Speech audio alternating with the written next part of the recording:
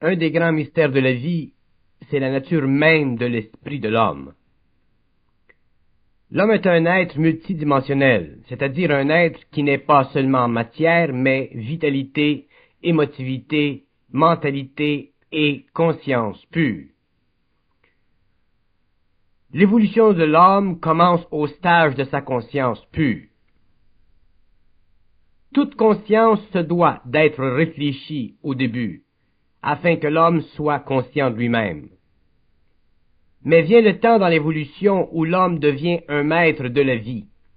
Et c'est à partir de ce temps qu'il développe une conscience pure, c'est-à-dire une intelligence capable de s'engager seul sur les chemins infinis de l'évolution supramatérielle et matérielle. Dans chaque être humain, une réalité cherche à transpercer sa conscience égoïque pour le libérer de ses sens et lui permettre d'entrer librement dans les grands espaces absolus de la conscience, où cette dernière devient son nouveau véhicule d'évolution, libre de toute contrainte que peut imposer ses aspects inférieurs. Cette conscience dépasse tellement les limites caractéristiques de l'égo-conscience planétaire, que tout mouvement de cette conscience en dehors du champ normal de la conscience humaine constitue un pas de plus de l'homme vers l'immortalité. Mais il y a dans l'homme une myriade de voiles qui le séparent de cette conscience pure. Et un de ces voiles, c'est sa fausse compréhension de l'esprit, de sa relation avec l'esprit. L'esprit de l'homme est antimatériel, c'est-à-dire qu'il ne peut descendre sur les plans de quelque matière que ce soit. S'il veut se manifester, il doit emprunter un véhicule, et ce véhicule, c'est la pensée de l'homme. Mais l'homme est si imparfait dans son mental que l'esprit ou l'antimatière intelligente en lui, au lieu d'être réalisé naturellement, doit être faussé à cause des corps subtils de l'homme qui ne peuvent absorber le choc de sa présence. De là, le mensonge cosmique. Or, l'homme, pour bénéficier de cette énergie, doit réapprendre complètement à vivre sa vie. Et ceci est difficile car il ne comprend pas encore ce que veut dire réapprendre complètement à vivre sa vie. Pour cette raison, il est voué pendant une certaine période à vivre des expériences qui représentent une forme quelconque d'illusion, jusqu'à ce qu'il ait parfaitement compris le besoin de réapprendre à vivre sa vie en fonction de cette énergie en lui, qui est puissante en elle-même, mais qui ne peut le faire évoluer que par expérience. L'esprit de l'homme est antimatériel, c'est-à-dire qu'il peut tout camoufler de la réalité, car il ne repose sur aucune forme que l'homme puisse s'imaginer de la réalité. Donc, l'homme est forcé, pour atteindre la conscience pure de cette réalité, de prendre conscience petit à petit des illusions de sa vie à cause de son aveuglement. Et tant qu'il n'a pas corrigé ces illusions et leurs conséquences, il ne peut être capable de contrôler l'énergie de son esprit. Il ne peut être capable d'en transmuter chimiquement et électriquement les aspects dans son être, car les illusions bloquent le passage parfait de l'énergie antimatérielle en lui et empêchent que son intelligence devienne de la conscience pure, c'est-à-dire de la conscience élevée, au-dessus de sa conscience planétaire. L'esprit, étant antimatériel, ne peut habiter les formes dans le mental humain, et c'est pourquoi l'homme ne possède pas de pouvoir sur la terre. Et il faudra qu'un jour son esprit habite ces formes afin que l'homme puisse bénéficier de son énergie sur le plan matériel pour créer un ordre nouveau. Les formes dans le mental humain sont tellement denses que l'esprit ou l'énergie antimatérielle se voit forcé de les faire vibrer dans son mental au lieu de les habiter, et d'ainsi leur donner de la vie, d'où le pouvoir subséquent de l'homme. Tant que l'esprit doit faire vibrer les formes pensées dans le mental humain, il se crée dans l'homme de la réflexion, c'est-à-dire une conscience très vaste que l'on appelle la conscience astralisée de l'homme. Lorsque l'esprit fait vibrer une forme dans le mental de l'homme, il se crée chez ce dernier une séparation entre lui-même et cette énergie, et c'est ce qui donne à l'homme l'impression de penser. Or, cette impression est si grande, voire absolue, que l'être humain croit être un agent libre lorsqu'en fait il n'est qu'une marionnette. Être une marionnette est une chose, mais ne pas le réaliser en est une autre. Et c'est ici que l'homme doit prendre conscience de la grande science occulte de la psychologie universelle. Car c'est à partir de cette science qu'il parviendra à se réaliser et à cesser d'être un être assujetti. L'antimatière de l'esprit n'a pas d'origine, c'est-à-dire qu'elle existe en dehors du temps et de l'espace. Et tout ce qui existe en dehors du temps et de l'espace est sans origine, c'est-à-dire qu'il n'a jamais été personnifié. Et lorsqu'une énergie n'est pas personnifiée, elle ne possède pas de caractéristiques, donc elle est nouvelle.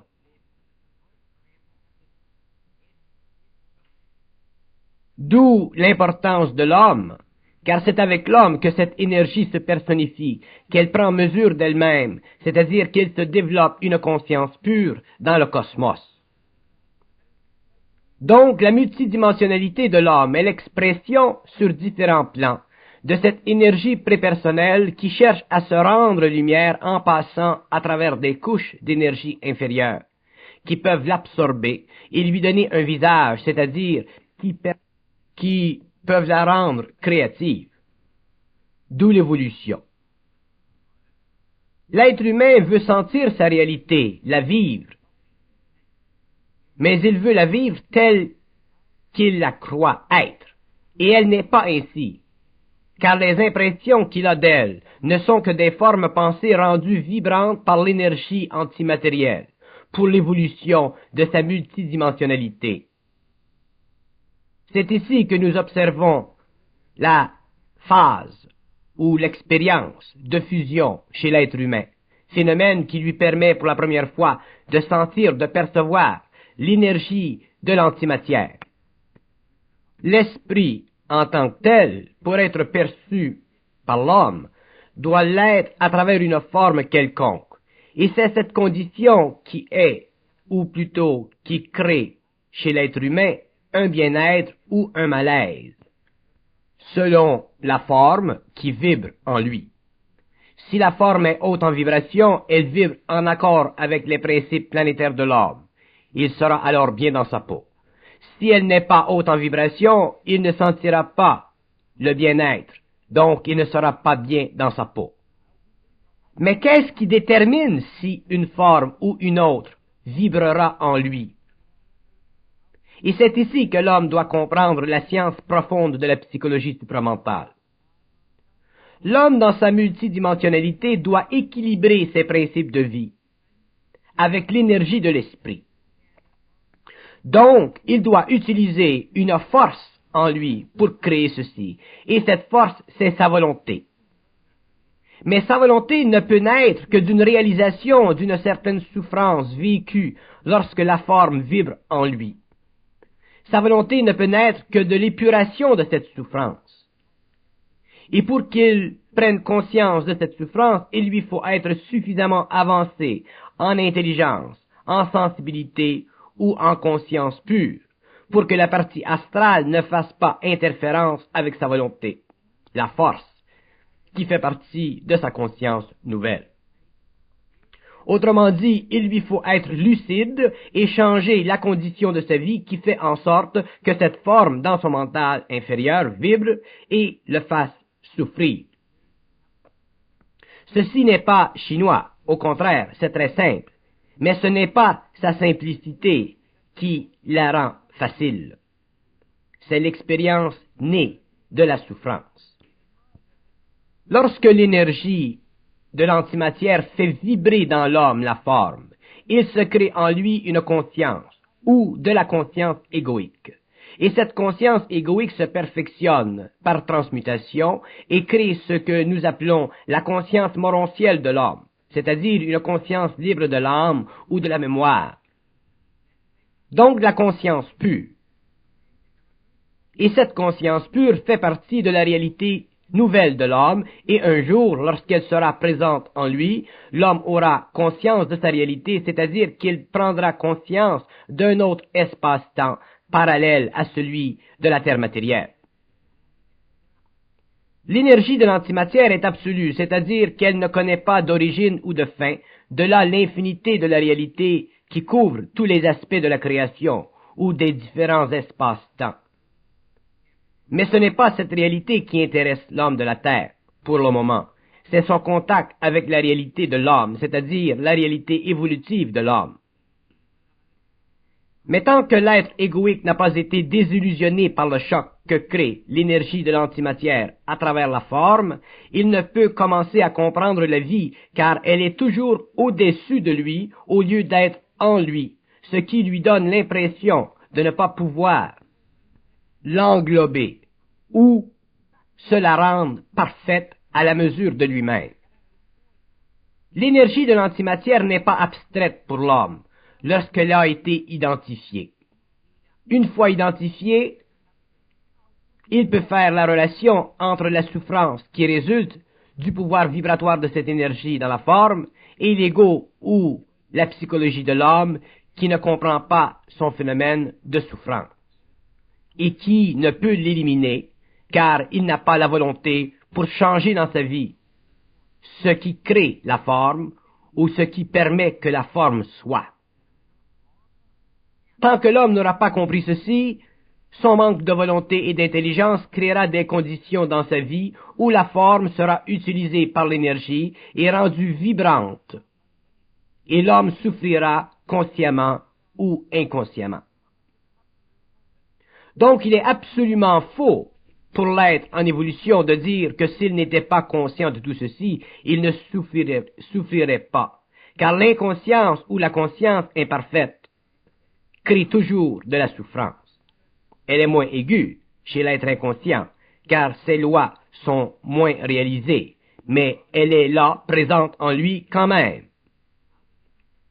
Ce n'est que lorsque l'être est très conscient que la souffrance n'est plus possible en lui, car il n'y a plus de forme dans son mental qui puisse être utilisée par l'énergie antimatérielle pour lui créer une certaine souffrance. Il jouit alors d'une conscience pure qui ne cesse de s'épanouir et de lui faciliter la vie sur le plan matériel.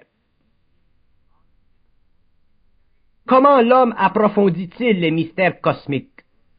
Il le fait à travers son esprit. C'est son esprit qui peut lui communiquer ces aspects de la réalité afin de le faire évoluer sur la terre.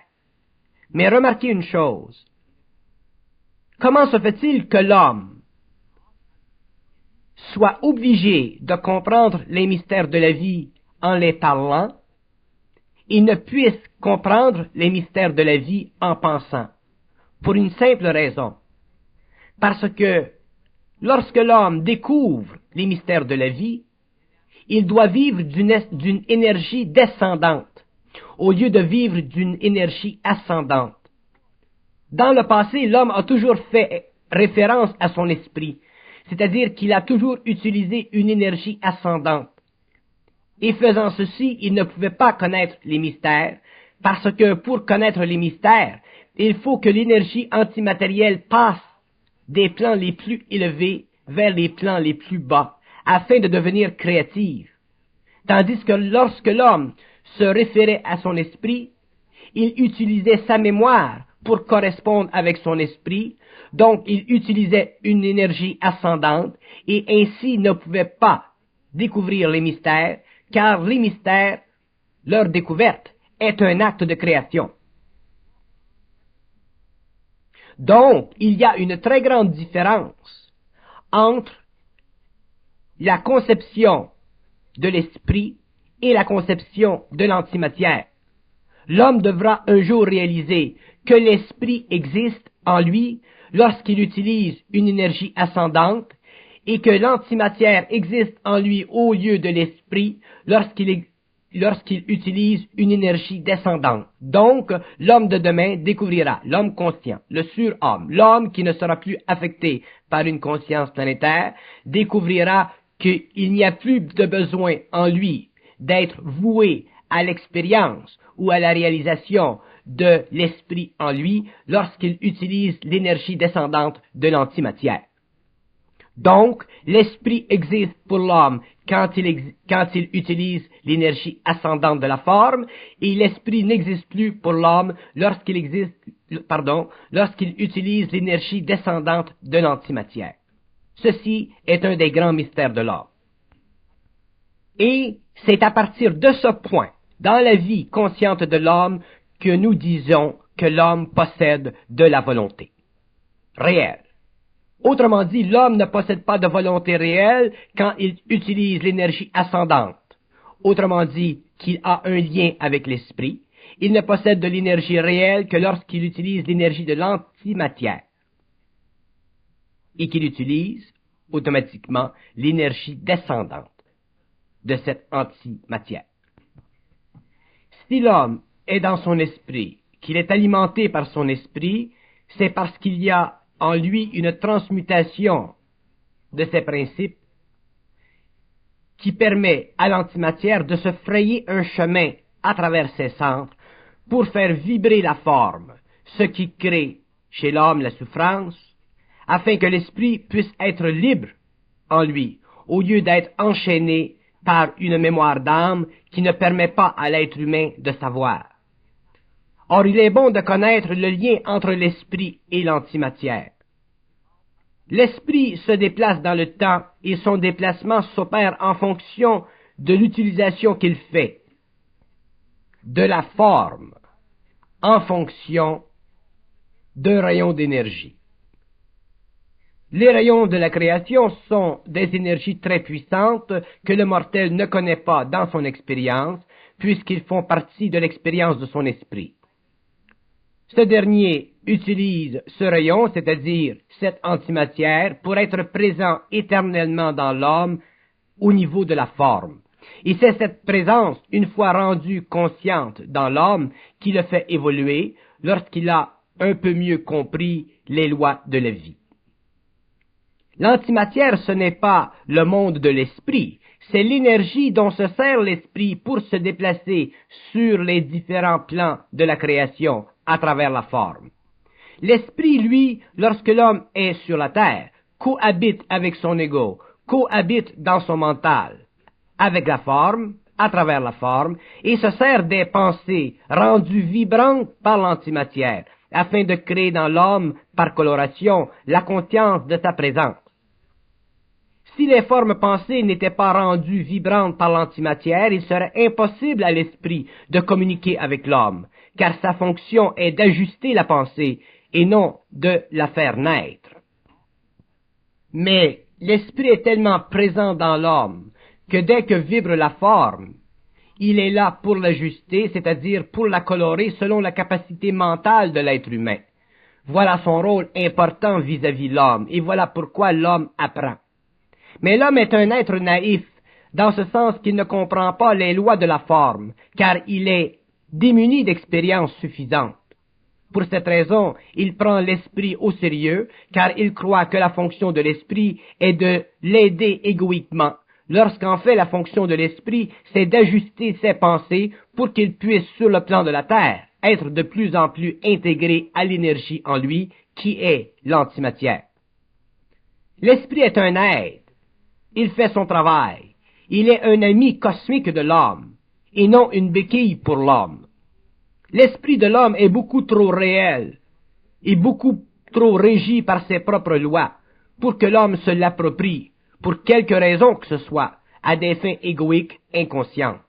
C'est pourquoi l'homme conscient, une fois qu'il a perdu sa naïveté originale, ne regarde plus, ne voit plus son lien avec l'esprit comme un lien fraternel, un lien spirituel, mais plutôt comme un lien universel et cosmique et transcendantal. Il n'y a plus alors de spiritualité en lui, car il est capable de voir le jeu de la forme instantanément. C'est alors que nous parlons de fusion avancée avec le mortel. L'ego et l'esprit sont alors un et indivisiblement liés, car le rapport entre l'esprit, l'homme et l'antimatière n'est plus un rapport de force, mais un rapport d'harmonie. Dès que l'esprit se rend compte des progrès du mortel, il se rapproche de lui à un point tel que le mortel sent en lui-même surgir une activité qui ne vient pas de lui, mais qui vient à travers lui. Une créativité gratuite dans un sens qui le supporte et allège sa vie matérielle. L'ego de l'homme rendu conscient devient alors le plan à travers lequel crée l'esprit pour le bénéfice de l'homme. L'homme n'a plus à souffrir de créativité, elle est là plutôt en abondance. Le travail karmique, tel que l'homme l'a connu par le passé, cesse donc, et l'être humain devient créateur, c'est-à-dire capable d'engendrer sur son plan cette énergie en lui qui est antimatérielle et descendante, car il a la volonté pour le faire. Mais, toujours, cette énergie est modulée, ajustée par son esprit pour les besoins du mortel et de sa race.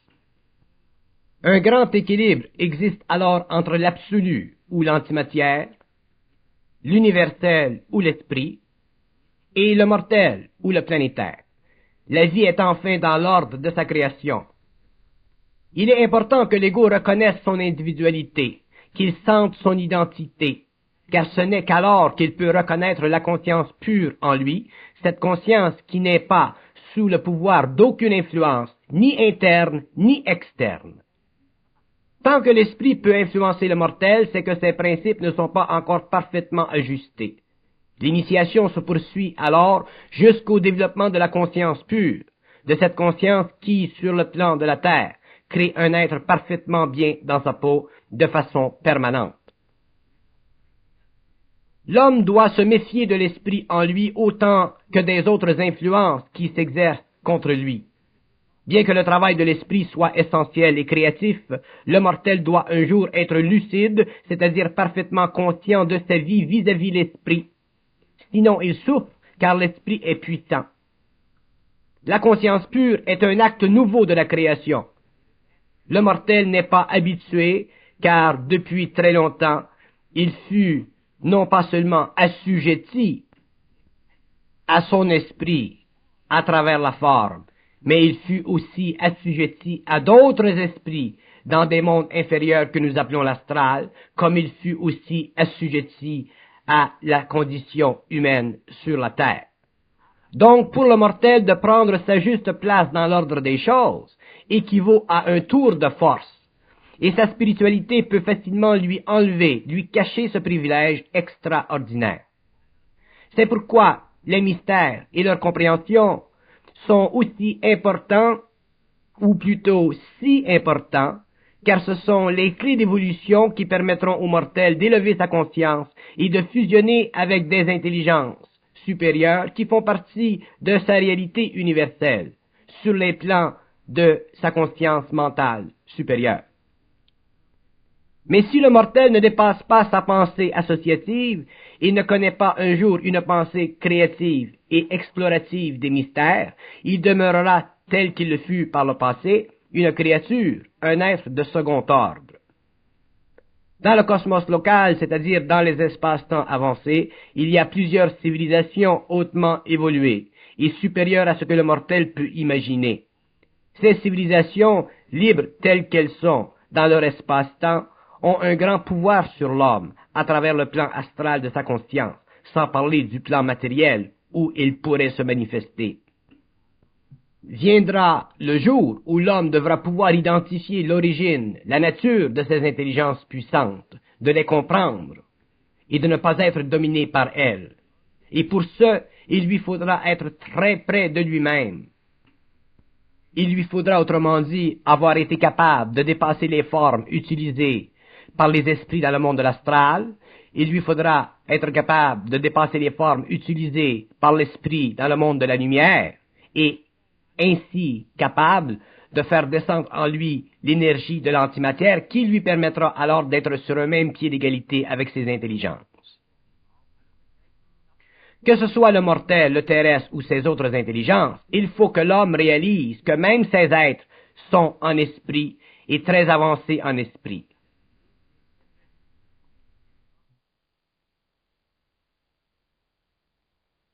C'est-à-dire qu'ils comprennent les lois de l'esprit d'où leur pouvoir d'utiliser l'antimatière, d'où leur science.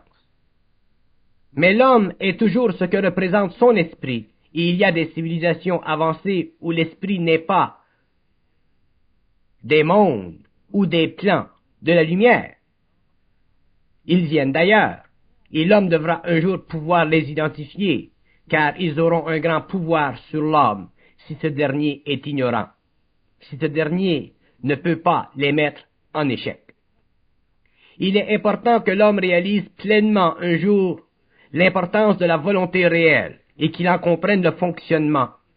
La volonté réelle est un peu d'antimatière intégré dans l'homme par le biais de son centre mental supérieur. Plus l'homme se conscientise, plus cette sorte de volonté à toute épreuve élève le taux vibratoire de son corps mental, et plus l'énergie de l'antimatière le traverse. Et c'est cette sorte de volonté qui permettra un jour à l'être humain de contrôler la matière pour finalement dématérialiser son corps matériel. La création, son évolution, se fait par le passage de l'antimatière vers la matière. Ce passage est long et difficile, car la matière physique, vitale, astrale, mentale ne peut l'absorber qu'en quantité limitée et graduelle, d'où l'évolution. L'être humain est composé de plusieurs principes et le dernier, le mental supérieur, absorbera suffisamment d'antimatière pour que se forme sur la Terre une conscience, dont la volonté sera le point central d'actualisation de l'homme. C'est ainsi que nous verrons au cours des prochaines générations des êtres humains devenir des maîtres de la vie. L'esprit dans l'homme sert à l'évolution de l'homme et à la formation chez l'homme d'un centre de volonté, d'intelligence et d'amour, à partir de l'énergie de l'antimatière, qui se canalise de plus en plus en lui sous la surveillance de l'esprit dans l'homme. Lorsque l'homme est complet, la fusion est totale et l'esprit habite l'homme et l'homme fait un avec lui. L'ego réflectif n'est plus, et l'homme est un maître de la vie. Le phénomène de la volonté est loin d'être compris de l'être humain d'aujourd'hui, car ce phénomène fait partie intégrale de l'évolution de l'homme et de sa fusion. Au fur et à mesure qu'évoluera l'être conscient, il découvrira la réalité de l'antimatière et de sa relation avec l'esprit.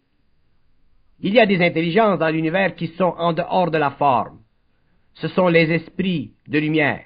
Et il y a aussi des intelligences qui évoluent ou ont déjà évolué dans la forme. Ce sont les intelligences des espaces-temps parallèles, dont la science dépasse ce que nous connaissons.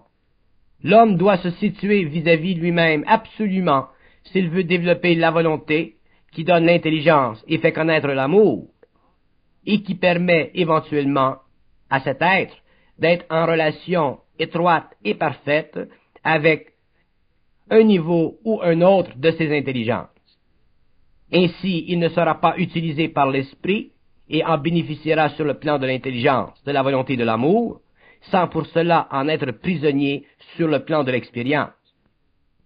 Et, de la même façon, dans un même temps, il ne sera pas susceptible d'être dominé par des intelligences en évolution qui ont atteint un haut degré d'intégration d'antimatière en eux. Car non seulement l'homme doit-il être conscient de l'esprit en lui, il doit développer un corps de lumière, un corps morontiel, qui sera demain son véhicule. Mais il doit pour cela apprendre à absorber l'énergie de l'antimatière qui régit la forme, et ne pas souffrir du processus à cause de l'esprit. Une fois qu'il a atteint ce stage, il est un avec son esprit, car son esprit est un avec lui. Il n'a plus à subir, il crée. Si le rapport entre l'antimatière et l'esprit n'a jamais été réalisé par l'homme auparavant, c'est que sa conscience n'était pas suffisamment évoluée pour déchirer les voiles des mystères et aller chercher derrière le monde de l'esprit l'essence de la réalité, l'antimatière, et en voir les rapports étroits avec sa propre vie. Il ne voyait que le monde de l'esprit, de son esprit, et ce monde paralysait sa vision, car trop d'émotivité en lui empêchait que son cerveau éthérique puisse laisser passer la connaissance connue de l'esprit, mais qui devait servir l'homme, une fois conscientisé. L'esprit, non seulement fait-il partie de l'homme lui-même, mais il est aussi l'essence de l'homme sur les plans de la lumière.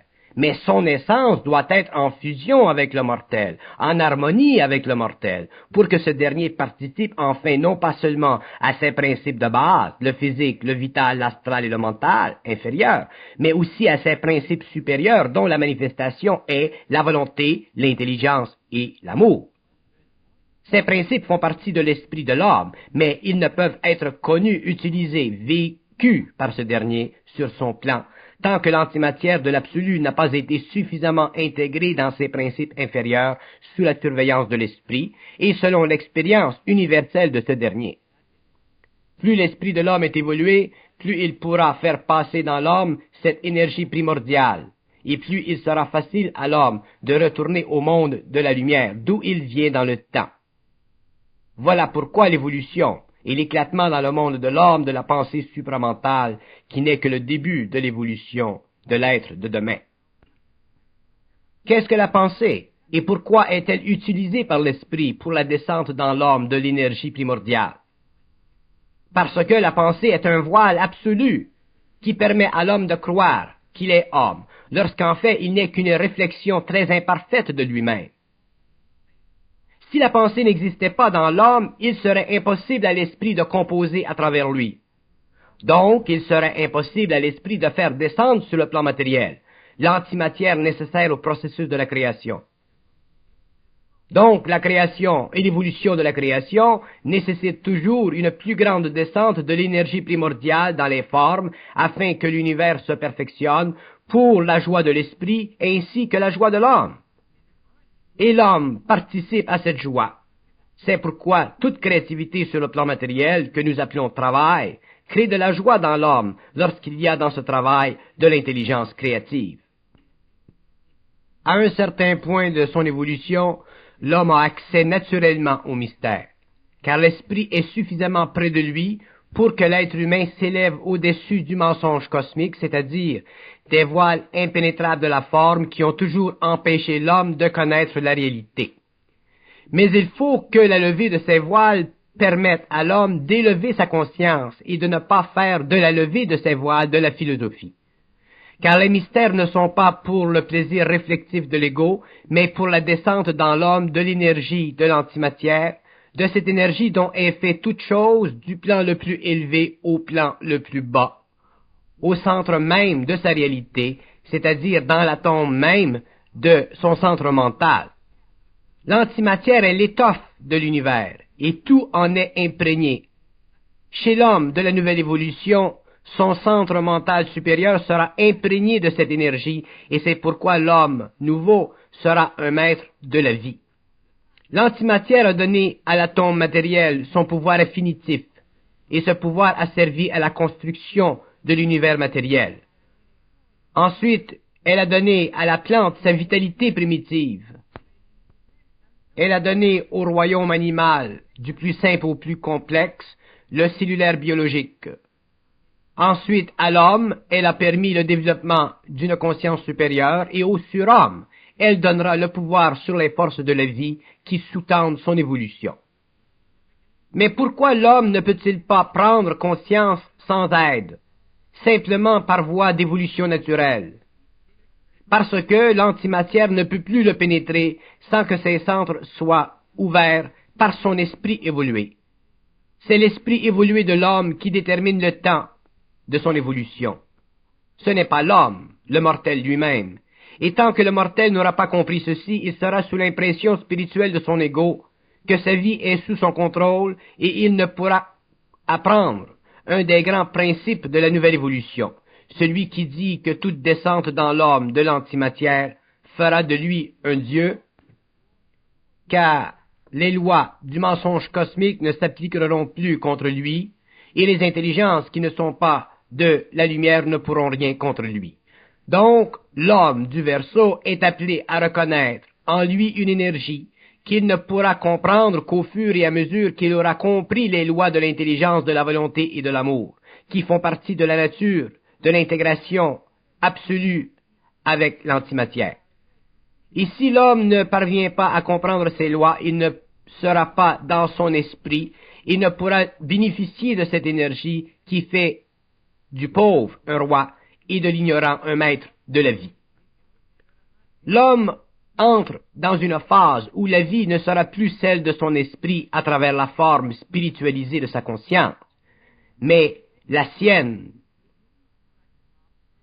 soutenue par l'énergie. Donc l'homme de demain ne sera plus séparé de son esprit, c'est pourquoi il ne pourra plus rêver ou aller sur ces plans où la réalité fragmentée fait partie du plan de l'âme, où il perd la conscience de sa nature pour ne vivre que de la conscience inférieure de son astralité animalisée. L'être humain rêve car il est encore trop astral dans sa conscience. Un jour, le rêve n'existera plus pour lui, car il passera de l'astral à l'éther. Pour que l'être humain possède son esprit, il lui faut devenir de plus en plus intransigeant avec la vie et ses formes. Il lui faut réaliser que les formes sont utilisées par l'esprit, mais rendues ou créées par l'énergie primordiale. Tant que les formes possèdent une influence psychologique sur l'ego, le mortel n'est pas dans sa conscience pure. Il ne fait qu'évoluer vers cette conscience. L'antimatière et l'esprit doivent être perçus séparément dans la conscience humaine, pour que le mortel possède cette conscience pure. Lorsque la séparation est perçue par le mortel, ce dernier sent l'énergie primordiale, mais ne souffre plus de la forme, car alors il a le contrôle sur son esprit. Il est alors parfaitement équilibré dans ses centres, et la vie est réelle pour lui, sur un plan ou sur un autre. Le mortel découvrira, au fur et à mesure que sa conscience se perfectionnera, que le rapport entre son esprit et l'énergie primordiale est un rapport de travail et non un rapport psychologique perçu en lui en tant qu'activité spirite. Ce n'est pas l'esprit dans l'homme qui le fait souffrir, mais sa fausse conscience du lien entre l'énergie, la forme et l'esprit. Le mortel n'a jamais compris la différence entre lui-même et sa conscience réelle, car il a toujours vécu en fonction de la forme dans son mental, au lieu de l'énergie dans son mental.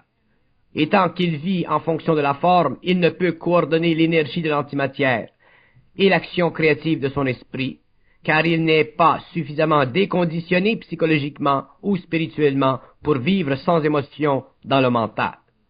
D'ailleurs, c'est cet état de conscience qui permettra au mortel, demain, d'élever le taux vibratoire de ses centres et de pénétrer de plus en plus dans la compréhension des mystères, qui lui permettra enfin de bénéficier instantanément de l'énergie sans avoir recours à la forme en fonction de son esprit.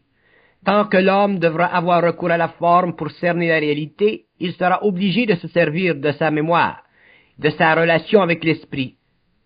Et ceci bloquera l'énergie primordiale, car cette énergie ne peut être utilisée par l'ego que créativement, c'est-à-dire que d'une façon descendante.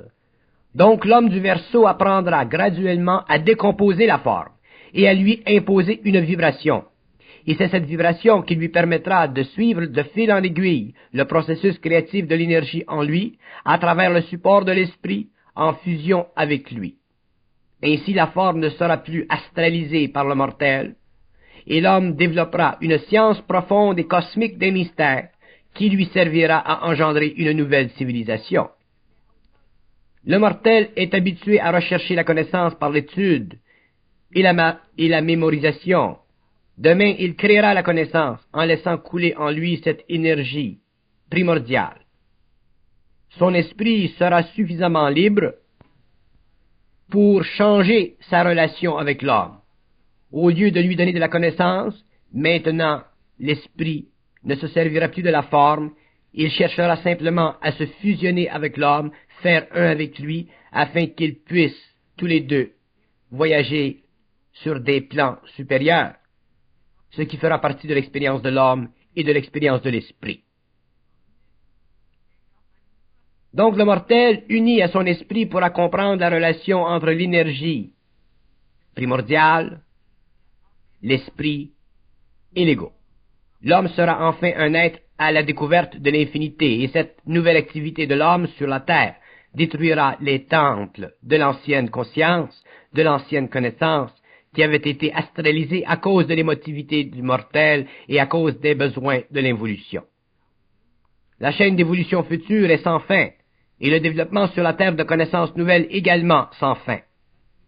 Pour que l'ego puisse sentir cette infinité, il lui faut réaliser vibratoirement la présence de l'énergie et ensuite s'en être libéré psychologiquement sur le plan de la forme à travers l'esprit.